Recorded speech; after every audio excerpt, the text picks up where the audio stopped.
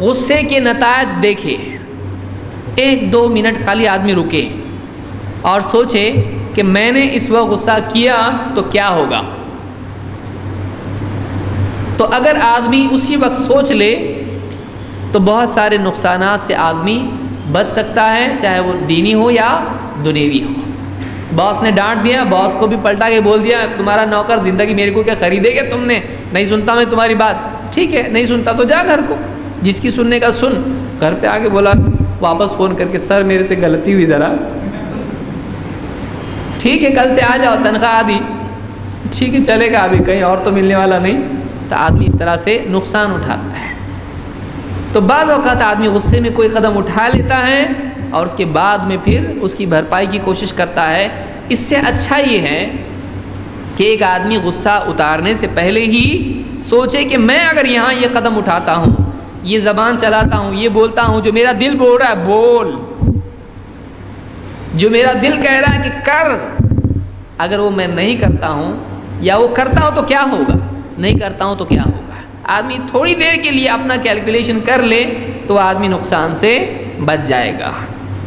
اسی لیے ابو حاتم ابن حبان کہتے ہیں والغضب بذر الندم، غصہ ندامت کا بیج ہے.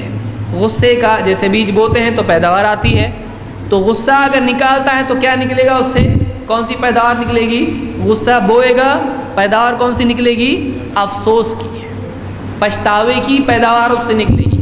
یعنی غصے کا انجام کیا ہے، پچھتانا. کہتے ہیں فالمرء علی ترکہ قبل ان یغضب اقدر علی اصلاح ما افسد به بعد الغضب. آدمی غصے کو کنٹرول کر لے، یہ زیادہ کنٹرول کی چیز ہے. زیادہ بہتر ہے کہ جو نقصان جو تکلیف ہے یہ برداشت کر لینا زیادہ ٹھیک ہے، اس کے مقابلے میں کہ ایک آدمی غصہ نکالے اس کے بعد پھر جو نقصان ہو اس کی بھرپائی کرے. یعنی غصہ پی جانا، کنٹرول کر لینا یہ کم تکلیف ہے، غصہ نکالنے کے بعد میں جو نقصان ہوگا وہ زیادہ تکلیف ہے، وہ زیادہ تکلیف ہے. یہ روضۃ العقلاء، عقل مند لوگوں کا گارڈن یا ان کی روضہ، اس کی وہ کتاب ہے کس کی، ابن حبان کی، اس میں کہتے ہیں. تو معلوم یہ ہوا کہ آدمی اگر عواقب اور نتائج پر غور کر لے تو بہت سارے مواقع پر وہ غصہ پی جائے گا، وہ آسان ہو جائے گا.